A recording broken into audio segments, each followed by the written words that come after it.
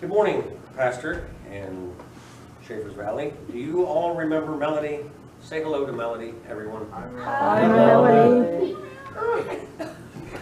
She is a frog. Just kidding.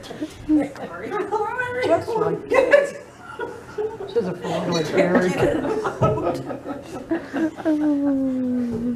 It's so nice to see you again. Pastor, Melody and I were recently having a discussion about church attendance, and with your permission, could we please talk a little bit about that this morning? Oh, of course, that's a very good topic. There are too many people out there who don't want to go to church, so I'm assuming you have questions about going to church. Yes, and Melody here has some small, shall we say, personal issues with going to church. I see. Well, as I say, I've got issues and you've got them too, right? Why don't we start there then? Melody, what are your concerns about going to church? Well, Pastor Dennis, I don't really know how to say this, but it's just that whenever I go to church, there's always people there who aren't very nice, and sometimes they make it not so fun to go. It makes me feel sad, and maybe I should just stay home sometimes, Melody, what you're feeling isn't all that uncommon. It can be a problem with most any church from time to time, especially since the church was first established a very long time ago, back in the New Testament. Really? Absolutely. You see, in the Bible, the book of Acts details the very beginning of the church, and we read some very interesting things about the way they lived. For instance, it says all the believers were together, sort of like church, isn't it? And it says every day they continued to meet together.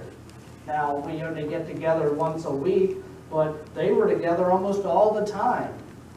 Also, it says they ate together with glad and sincere hearts. So it wasn't like they just met together for an hour and went their separate ways. Melody, do you know what happened when they did these things? No, what happened? In Acts chapter 2, verse 47, it says the Lord added to their number daily those who were being saved. In other words, the church was growing every single day. Now, I'm sure that they didn't always get along, but they managed to get past their differences. And unfortunately, as long as people exist, there will always be people who aren't very nice. Would you agree, Eric? At one time in this very church, you gave a testimony about how that was part of the reason why you stayed away from church for a while. Sadly, yes, Pastor Dennis, and I think a lot of my problem at the time was my focus. Focus? What do you mean focus, Eric? Well, I mean that for a number of years, I focused more on how some people treated me or how I thought I was being treated, and not enough focus on why I was there in the first place. That's a good point, Eric. You see, Melody, going to church is mostly about spending time with God. It's where we gather to praise and to worship Him. Of course, fellowship with each other is a factor, and it's very important. But the main focus should always be on God when we come into His house. As long as God is your focus, you can't go wrong. If others aren't keeping God as their focus and are treating others badly, and that's on them, but you can only control yourself. That's absolutely right, Pastor. If I invite a bunch of people to my house, the reason they come is because we're all friends and they enjoy my company and they don't mind visiting. But if a couple of people are at my house and they don't really get along with each other, that hurts me because we're all supposed to be friends. Are you with us so far, Melody? I think so. So Jesus wants us to come to His house to visit Him and then to enjoy His company and get along with each other. That's right. But to Eric's example, if one of his friends gets upset and sad and never wants to come back to visit Eric because of someone else, don't you think Eric feels bad and wants his friend to come back? Well, yes, but if someone's not being nice, then what do you do? Well, the way I see it, Eric has two options at that time. Melody, let me know which one you think he should do.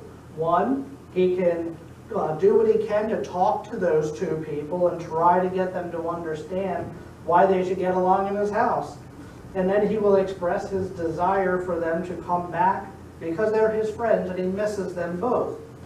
Now, the other option is for him to tie them up, throw them in his truck until they promise to be nice to each other. Oh, no, I think it wouldn't be nice to tie them up, so I'll go with the first one. We should always be nice to each other. Is that right, Eric? I think that's just about right, Dennis, and that's exactly what Jesus does to get us back to his Father's house. He doesn't force us. He simply talks to us through the Word, and he tries to help us to understand. But we have to be listening, and both people have to want to do better. I think that's one of the things that makes Jesus so wonderful. The love and the patience he shows us, and that alone should be enough incentive and motivation to go to church. And you know, Melody, this sort of sounds a little like my sermon this morning too. If you hang around, we'll talk more about why it's important to build each other up. And without giving it away, here's a little sneak peek. If we don't take this seriously, then the church isn't going to survive. What it comes down to is that there are two sides to it. One is that others need to treat you with respect, but the other end of the bargain is that you also need to treat them with respect. That's absolutely right. This kind of makes me think of an old hymn that I love, if you don't mind. Absolutely. I would love to tell you what I think of Jesus, Oh, I think I know this one. since I found in him a friend so strong and true. Maybe I can sing along. I would tell you how he changed my life completely. He did something that no other friend could do. No one ever cared for me like Jesus. There's no other friend so kind as he. No one else could take the sin and darkness from me. Oh, how much he cares for me. Well, that's great. Shall we go to church now, Melody, and hear that sermon I talked about? Sure, Pastor Dennis, and thank you both so very much. Bye-bye, everyone.